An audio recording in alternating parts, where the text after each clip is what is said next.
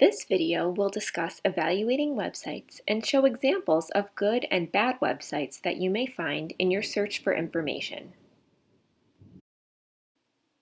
Why is it important to be able to evaluate a website? A couple reasons. First, we are overloaded with information from all types of sources, social media, the news, the web, and it's important to be able to weed out the good from the bad. Second, in college, your instructors will be expecting you to be using quality sources on your research papers and assignments, in which case you'll need to identify what those quality sources are. There are a few things that you should question every time you come across a new source on the web. I'll list them here and go into more detail later in the video. First, authority.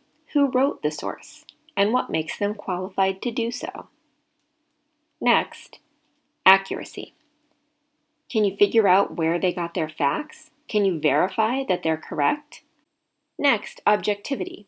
Make sure that the source you're looking at does not have a bias or skew the facts to present a certain point of view. Next is relevance. It might be a great website, but it may not answer the particular question that you're asking at the moment. Finally, currency. Make sure that any website you're looking at has been updated recently with the newest information. Let's take a sample search and talk about some of the results we get.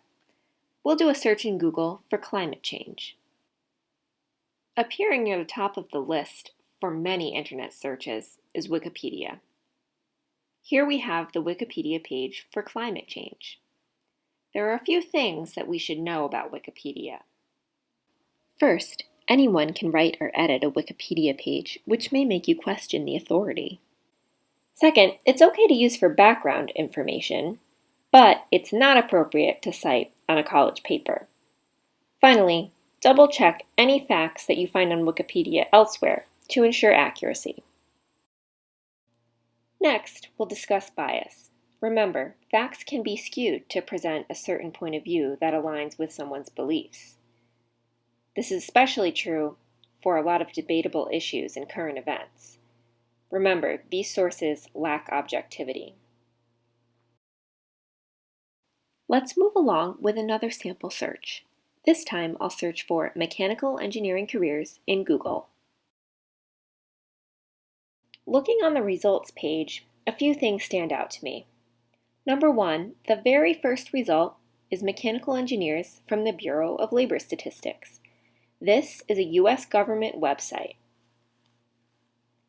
Next, we have a few sources from websites like bestcolleges.com and other .com sites.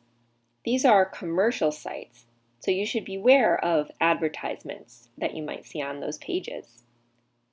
Scrolling down a bit, here's a great example of a good website that you can use for information on careers in mechanical engineering. It's a .org site, and it's from the Professional Association of the American Society of Mechanical Engineers. Following up on the list of results we just saw, advertisements are something you should be aware of when searching the web. Remember, higher placement on the results page does not equal relevance.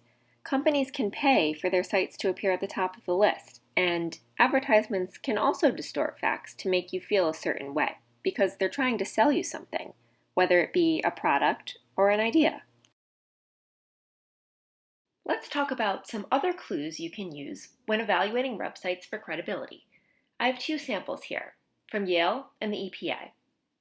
In red, you'll see I circled the web address. It includes the domain name, yale.edu and epa.gov. This is the domain. It can be .com, .org, .edu, .gov, or others. Pay attention to what comes after the web address, because this can be an indicator of authority, objectivity, and accuracy. Let's look one more place. On a website, usually if you scroll all the way to the bottom of the page, it will tell you when it was last updated. In this case, it's been quite a while. The last modified or updated date is an indicator of a website's currency or timeliness. Look for websites that are continually maintained and updated. Remember, there is good information out there to be found on the web. It's possible, but remember to think critically about each result. Evaluating information is a lifelong skill and essential to becoming an informed global citizen.